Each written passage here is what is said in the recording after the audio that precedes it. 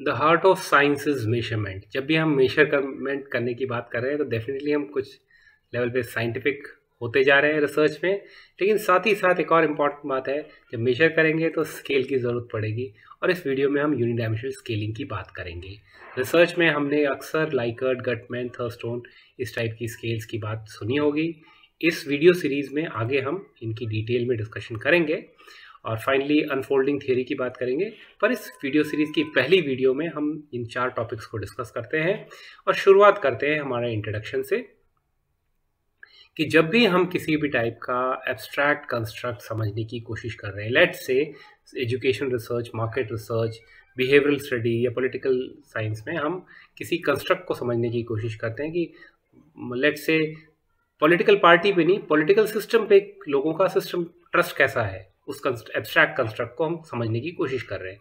कुछ क्वेश्चंस के थ्रू हम समझेंगे। तो जब भी हम समझने की कोशिश करेंगे उस कंस्ट्रक्ट को, तो हमारा जो तरीका है स्केलिंग का, जो हमारा मेजरमेंट का जो तरीका है, it has to be useful and meaningful. हम जो तरीका अपनाएं, it should be meaningful and useful, otherwise will not be able to have a valid and reliable indicator. Valid और रिलायबल इंडिकेटर क्यों चाहिए? ताकि हम इस कंस्ट्रक्ट के डिस्ट्रीब्यूशन कितना फैला हुआ है, कहाँ कहाँ तक फैला हुआ है, क्या कॉजेज़ हैं इसके, इससे क्या कंसिक्वेंसेस आ सकते हैं, वो सभी चीज़ें, इसका डिस्ट्रीब्यूशन, कॉजेज़, कंसिक्वेंसेस को इन्वेस्टिगेट नहीं कर पाएंगे और हमारी अंडरस्टैंडिंग नहीं बन पाएगी। इसीलिए हमें स्केल की ज़रूरत पड़ती है। So scale is an empirical indicator and it is composed of set of items. ये स्केल में सेट ऑफ आइटम्स होते हैं और हर आइटम कुछ इसेंशियल मीनिंग को कैप्चर करने की कोशिश करता है। और वो इसेंशियल मीनिंग किसका? उस कंस्ट्रक्ट का, जिस कंस्ट्रक्ट को हम समझने की कोशिश कर रहे हैं, राइट। तो लेट्स से हम यहाँ पे कोशिश करते हैं पहले आइटम से, people in the government waste lot of money we pay in taxes. सरकार काफ़ी, टैक्स पेयर्स का काफ़ी पैसा वेस्ट करती है। इस स्टेटमेंट से आप अग्री करते हैं या डिसएग्री करते हैं? अब यहाँ पे ये जो रिस्पॉन्डेंट अपना जो भी रिस्पॉन्स का सेलेक्ट करेगा, उससे हमें उस कंस्ट्रक्ट का एक आइटम के बारे में उसका ओपिनियन कैप्चर हो जाएगा। Likewise, how often you can trust the government to do what it's right. अब यहाँ पे अल्टीमेटली पॉलिटिकल ट्रस्ट की ही बात घुमा फिरा के अलग अलग तरीके से हम पूछने की कोशिश कर रहे हैं, ताकि हमारा जो डेटा आए, जो इन्फ्रेंसेस हम निकालें, वो इस स्केल के थ्रू वैलिड और रिलायबल इनपुट हमारे सामने आए, राइट। तो ये हुआ स्केल क्यों होती है। अब इसके पर्पस को थोड़ा और डीप में समझ लेते हैं कि अलग अलग स्केल क्या एक ही, जैसे normal day to day life में हम किसी भी चीज़ को सेंटीमीटर में नापना होता है, लेकिन उसके लिए अलग अलग तरह की स्केल्स हम डेवलप करते हैं। या किसी भी और चीज़ को किसी और यूनिट से मेजर करना हो, तो उसके लिए हम अलग अलग स्केल क्यों डेवलप करते हैं, क्यों अलग अलग पर्पज़ की ज़रूरत पड़ती है? बिकॉज हर जगह पे स्पेसिफिक स्केलिंग मॉडल की हमें रिक्वायरमेंट इसलिए है क्योंकि हर जगह पर्पस हमारा अलग है। अगर पर्पस हमारा अलग रहेगा तो हमें अलग टाइप की स्केल डेवलप करनी पड़ेगी। And each of these different purposes is associated with a specific scaling model defined as internally consistent plan for the development of a new measure। एक नए measure को समझने के लिए, देखने के लिए हमें इस स्केल को डेवलप करना पड़ता है। और ये पर्पस क्या क्या हो सकते हैं? ये पर्पस हो सकते हैं, पहला पर्पस, हम किसी हाइपोथेसिस की टेस्टिंग करके हम किसी चीज़ को कंफर्म करने की कोशिश कर रहे हैं, या किसी डेटा स्ट्रक्चर के अंदर, किसी डेटाबेस के अंदर हम उसके अंदर कोई ऑर्डर या कोई उसको डिस्क्राइब करने की कोशिश कर रहे हैं, उसके अंदर कुछ एक्सप्लोर करने की कि क्या उसके अंदर कोई अंडरलाइंग डायमेंशंस हैं या नहीं। तीसरा, उसके अंदर हम यूनिडायमेंशनल स्केल डेवलप करने की कोशिश कर रहे हैं, जिससे हम आगे उस इंडिविजुअल को स्कोर दे सकें और फिर उसके बाद में आगे की कुछ बात कर पाएँ। तो यहाँ पे let's say first hypothesis testing, जैसे कि किसी पॉलिटिकल स्ट्रक्चर के अंदर हम ये मान रहे हैं, हमारी हाइपोथेसिस ये है कि वोटर का प्रेफरेंस रिलीजन से अफेक्ट होता है या नहीं होता है। इस हाइपोथेसिस को टेस्ट करने के लिए अगर हम स्केल डेवलप करते हैं, तो ये हम हाइपोथेसिस टेस्टिंग में हम बेसिकली कंफर्म कर रहे हैं कि हमारा जो पर्पस जो है यहाँ पे, ये हमारा पर्पस ये रहेगा कि इस यहाँ पे जो आइडियोलॉजी है, वो आइडियोलॉजी के आसपास हम अपने आइटम्स स्केल डेवलप करेंगे और स्केल से हम डेटा ऑब्जर्व करेंगे, और वो जो डेटा है उससे हम कॉम्प्रिहेंड करेंगे कि जो स्पेसिफिक मॉडल जो हम स्टडी करने की कोशिश कर रहे थे उसमें कितना फिट फिटिंग है, कितना फिट है वो मॉडल, और यहाँ पे हम अल्टीमेटली कंफर्म करने की कोशिश कर रहे हैं इस हाइपोथेसिस को। सेकेंडली, हमारे पास लेट से कोई डेटा स्ट्रक्चर है और उस डेटा स्ट्रक्चर के अंदर हम देखने की कोशिश कर रहे हैं कि क्या कोई लेटेंट डायमेंशंस हैं इस डेटा सेट के अंदर, इन ऑब्जर्वेशंस के अंदर कोई लेटेंट डायमेंशंस हैं या नहीं। यहाँ पे कोई हाइपोथेसिस टेस्टिंग होना ज़रूरी नहीं है। लेट से कोई साइकोलॉजिस्ट के पास में खूब सारा डेटा है वेरियस साउंड्स का, और वो चाह रहा है कि इसके अंदर किन किन वॉइसेस को ऑडियंस लाउड परसीव करती है, तो उसके लिए उस डेटा स्ट्रक्चर के अंदर अंडरलाइंग लेटेंट डायमेंशन, लाउडनेस का जो डायमेंशन है उसके आसपास वो अपनी स्केल डेवलप कर सकता है। यहाँ पे मेनली पर्पस है exploratory, right. This technique can be use to derive and construct a scale and hence it is a scaling model, scaling method. Third is when we develop a unidimensional scale on which individuals can be given score. अब यहाँ पे scale, तीसरा purpose ये है कि हम एक particular scale को डेवलप कर रहे हैं। इस पर्टिकुलर यूनिडायमेंशनल स्केल को हम इसलिए डेवलप कर रहे हैं ताकि हम उन इंडिविजुअल्स को स्कोर दे पाएँ, उनको स्कोर दे पाएँ, जो भी ABCD जो भी स्कोर दे रहे हैं। अब उस स्कोर से क्या होगा, उन स्कोर्स को यूज़ करते हुए हम इस पर्टिकुलर डायमेंशन का जो मेजरमेंट का स्कोर है उसको फिर दूसरे मेजरमेंट ऑफ इंटरेस्ट, जो भी मेजर्स ऑफ इंटरेस्ट है उसमें हम कर सकते हैं। जैसे फॉर एग्जांपल किसी सोशलॉजिस्ट ने कंस्ट्रक्ट करी एक स्केल और उसने मेजर करके बताया कि सोशियो इकोनॉमिक स्टेटस रेस्पोंडेंट्स का ऐसे ऐसे हम डिफाइन कर सकते हैं। सोशियो इकोनॉमिक स्टेटस ABCDEFG ऐसे अलग अलग कैटेगरी में डिफाइन कर दिया। अब ये ABCDEFG जो सोशियो इकोनॉमिक स्टेटस का जो इंडिकेटर है, ये यूनिक स्कोर जो आया है ABCD, इस स्कोर को आप फर्दर कोरिलेट कर सकते हैं एटीट्यूड या बिहेवियर के जो डेटा है अलग डेटाबेस, जो भी मेजर ऑफ इंटरेस्ट है, और उसके साथ कंपेयर करके और डीप लेवल पे स्टडी पे जा सकते हैं। तो ये एक इम्पॉर्टेंट पर्पस हुआ। तो 3 इम्पॉर्टेंट पर्पस जिसको हम यूनिडायमेंशनल स्केलिंग में यूज़ करते हैं, यूनिडायमेंशनल स्केलिंग के। और इसके लिए हम 3 अप्रोच यूज़ कर सकते हैं, या तो हम पर्सन को स्टडी करें, या स्टिमुलाई को स्टडी करें, या दोनों को स्टडी करें। स्केलिंग मॉडल में be use to scale either of the 3, right.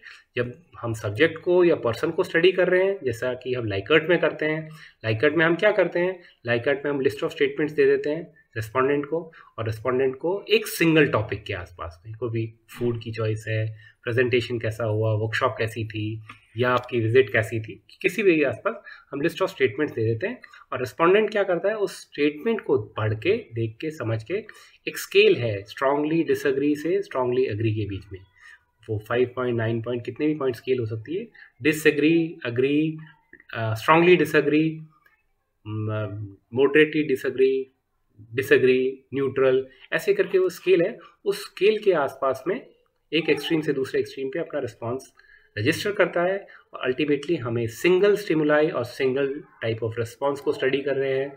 इसलिए उस ओवरऑल डेटा को हम सब्सिक्वेंटली हम कंबाइन करते हैं और देखते हैं वैलिड और reliable differences among individuals can be represented. ये हम उसमें डेटा के अंदर से कॉम्प्रिहेंड करने की कोशिश करते हैं। Hence Likert is considered a subject centred or person centred approach to scaling, क्योंकि इसमें सिर्फ सब्जेक्ट्स को स्कोर दिया जा रहा है, पर्सन्स को स्कोर दिया जा रहा है।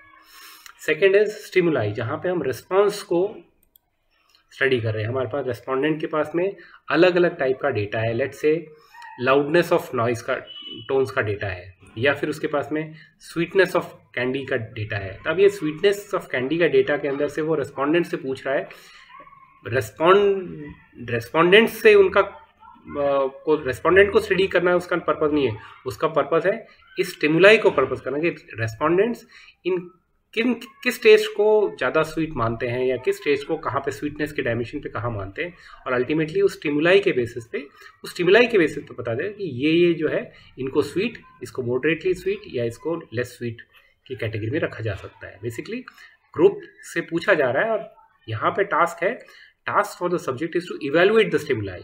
सब्जेक्ट सिर्फ स्टिमुलाई को इवेलुएट करता है, और किस रेस्पेक्ट में, with respect to the designated attribute. ये जो एट्रीब्यूट चाहे स्वीटनेस का हो, लाउडनेस का हो, प्लेजेंटनेस का हो, जिस भी एट्रीब्यूट है उस डायरेक्शन में उसको इवेलुएट करता है, और हमें हम अल्टीमेटली उस स्टिमुलाई को स्टडी कर रहे हैं कि उस स्टिमुलाई, ये जो स्टिमुलाई हैं अलग अलग टाइप के, ये इस एट्रीब्यूट में कहाँ पे स्टैंड करते हैं। थर्ड इज रेस्पॉन्स अप्रोच, जहाँ पे रिसर्चर दोनों को स्टडी करना चाह रहा है, सब्जेक्ट को भी और स्टिमुलाई को भी। लेट्स से आपसे पूछा कि आपका फेमस हिस्टोरिकल फिगर कौन सा है, राइट। अब आपसे जब पूछा तो आप जिस लेवल के हिस्टोरिकल फिगर को आप सेलेक्ट कर रहे हैं एक लिस्ट में से, आपका टेस्ट पता चलता है। एक तो आपके बारे में पता चल रहा है, दूसरा उस स्टिमुलाई के बारे में भी पता चल रहा है कि उसको कौन कौन लोग किस किस तरीके से किस किस कारण से पसंद कर रहे हैं। तो यहाँ पे हम रिस्पॉन्स अप्रोच में दोनों को पढ़ पा रहे हैं। सब्जेक्ट को पूछा जा रहा है कि आप एक पर्टिकुलर स्टेटमेंट की लिस्ट में से या कैंडिडेट की लिस्ट में से उसमें से आप अपना क्लोजेस्ट चॉइस बताइए। तो अल्टीमेटली यहाँ पे रेस्पॉन्स जो है वो रिफ्लेक्ट करेगा दोनों चीज़, position on the attribute in the question, or as well as how the stimuli related to the attribute is being reflected. तो सब्जेक्ट का खुद का एटीट्यूड भी इम्पॉर्टेंट रोल प्ले करता है इस चीज़ पे। इसलिए the task set for the subject is to respond to the stimulus. Subject का एक ही काम है कि स्टिमुलस पे रेस्पॉन्स दे और अपनी position of stimulus in relation to the subject की खुद की पोजीशन उस एट्रीब्यूट के रिगार्डिंग है। आप कैसे, आप लीडरशिप में वर्ल्ड के पुराने फिगर्स में से इस लिस्ट में से किसको अच्छा महान लीडर मानते हैं। अब आपने जिस चीज़ को, जिस लिस्ट में से उसने जिसको लीडर माना, वो आपके बारे में भी बताएगा और उस रिस्पॉन्ड की आप उसको क्यों मान रहे हैं, क्योंकि ये रीज़न, राइट। तो ये थे स्केलिंग के अलग अलग तरीके के अप्रोचेस। और अब हम थोड़ा टेक्निकल चीज़ में जाते हैं ताकि आगे की नेक्स्ट वीडियो और थोड़े डीप लेवल पे जा पाए कि ट्रेस लाइंस क्या होती हैं। ट्रेस लाइंस बेसिकली ये जो हम अभी स्केलिंग की बात कर रहे हैं, स्केलिंग के अलग अलग मॉडल्स हैं, उनको ब्रॉडली हम डिटर्मिनिस्टिक और प्रोबेबिलिस्टिक मॉडल में कैटेगराइज कर सकते हैं।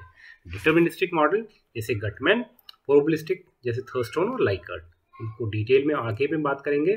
और अभी के लिए ये समझ लेते हैं कि ब्रॉडली स्केलिंग मॉडल को दो टाइप की कैटेगरी में डिफाइन कर सकते हैं। और वो ब्रॉड कैटेगरी को डिफाइन करने के लिए ट्रेस लाइन जो इमेजिनरी लाइंस है वो हमें काफ़ी हेल्प करती है। ये कर्व्स है, ये कर्व्स हैं जो रिलेशनशिप को डिस्क्राइब करते हैं। किसके रिलेशनशिप को? जो स्पेसिफिक रिस्पॉन्स है उसकी प्रोबेबिलिटी, और वो स्पेसिफिक रिस्पॉन्स किसका है? उस आइटम के, जो आइटम किसी कॉरस्पॉन्डिंग एट्रीब्यूट के बारे में बताया। अभी ये थोड़ा टेक्निकल हो गया, समझ गया। वैसे मैंने कलर कोडिंग करी है, पॉज करके देख लीजिएगा। पर वापस से एक बार समझते हैं। जैसे हम चाह रहे हैं कि ये जो नीचे स्टेटमेंट है ना ग्रीन अंडरलाइन में, इस स्टेटमेंट के रिगार्डिंग प्रोबेबिलिटी ऑफ एग्रीमेंट कितना है रेस्पोंडेंट्स का। अब ये स्टेटमेंट क्या है? ये स्टेटमेंट एक पर्टिकुलर आइटम है, एक पर्टिकुलर एट्रीब्यूट के आसपास फोकस करी हुई है, बहुत फोकस करके बनाई गई है स्टेटमेंट। ये क्या कह रही है? It's an attribute that the item is suppose to measure paranoia. ये स्टेटमेंट बनाई ही इस तरीके से है ताकि पैरानोया या फियर या उस चीज़ को, उस रिलेटेड आइटम को सेलेक्ट, उस एट्रीब्यूट के लिए वो समझ पाए। उस एट्रीब्यूट को समझने के लिए आइटम क्रिएट किया गया है। और स्टेटमेंट है क्या? Do you feel as if you are being watched. आप कितना बार महसूस करते हैं कि आपको कोई देख रहा है, किसी को कोई आसपास है आपके, आप किसी इंसान को देख पा रहे हैं, समझ पा रहे हैं, महसूस कितनी बार करते हैं। अब ये स्टेटमेंट के अंदर कितने लोग एग्री करेंगे या नहीं करेंगे, उसकी प्रोबेबिलिटी ऑफ एग्रीमेंट, ये जो पार्ट है इस रिलेशनशिप को डिस्क्राइब करने का पार्ट ये कर्व करता है, और उस कर्व को हम ट्रेस लाइन कहते हैं। वापस से वीडियो में मैंने बहुत ध्यान से समझाया है, इसको वापस से समझ लीजिएगा। और ट्रेस लाइंस कोई ऑब्जर्व लाइंस नहीं, ये थियोरेटिकल कंसेप्ट्स हैं, और इन थियोरेटिकल कंसेप्ट्स के बेसिस पे हम स्केलिंग मॉडल्स को दो कैटेगरी में डिफाइन करते हैं। थोड़ा और टेक्निकल डिटेल में चले जाते हैं कि ट्रेस लाइंस हैं क्या। गटमैन और थर्स्टोन दोनों ब्रॉडली डिटर्मिनिस्टिक और प्रोबेबिलिस्टिक मॉडल हैं। इनको और डिटेल में यहाँ पे देख पा रहे हैं हम कि थर्स्टोन, लाइकर्ट और गटमैन डिटर्मिनिस्टिक, प्रोबेबिलिस्टिक, दोनों प्रोबेबिलिस्टिक ब्लू यहाँ पे दिख रहे हैं। स्केलिंग मॉडल्स क्या है? प्रोबेबिलिस्टिक। कौन कौन से? ये दोनों, ठीक है। यहाँ पे मेजरमेंट एरर दोनों में अलाउड है, इसमें मेजरमेंट एरर अलाउड नहीं है। तो ये 0101 क्या बोल रहा है देखते हैं। यहाँ पे जो लेटेंट डायमेंशन है उस डेटा के अंदर, लेटेंट डायमेंशन देखिए एक्स एक्सिस पे, लेटेंट डायमेंशन एक्स एक्सिस पे है, और probability of relative response Y पे है। प्रोबेबिलिटी 0 से 1 पे वेरी कर सकती है, ठीक है, 0 से 1 पे वेरी कर सकते हैं, लेकिन प्रोबेबिलिस्टिक मॉडल के अंदर 0 से लेके 1 तक कहीं पे भी ये वैल्यू जा सकती है, 0 से लेके 1 तक कहीं पे भी ये वैल्यू जा सकती है। लेकिन डिटर्मिनिस्टिक मॉडल में ये या तो 0 रहेगी या 1 रहेगी, बीच में कहीं पे नहीं है, कुछ नहीं है। Probability of a given response to an item at any point on the underlying contributing of the attribute being measured may vary from 0 to 1. Here it can vary it is either 0 or 1. ये छोटी सी चीज़ है, इस छोटी सी चीज़ के आसपास में इसी चीज़ को यहाँ पे हमने एक्सप्लेन किया है। जस्ट अ मिनट, और जस्ट यस, इसी चीज़ को हमने यहाँ पे एक्सप्लेन किया है। Gutman or deterministic do not provide for measurement error, whereas probabilistic permit random measurement errors. यहाँ पे P of a given response to an item is 0 or 1. Here it can vary from 0 to 1 and is not restricted to these extreme positions. थोड़ा सा technical हो गया, digest करने में थोड़ा time लगेगा, थोड़ा वीडियो को वापस से देख लीजिएगा। नेक्स्ट वीडियो में हम आगे की बात करेंगे। Thank you.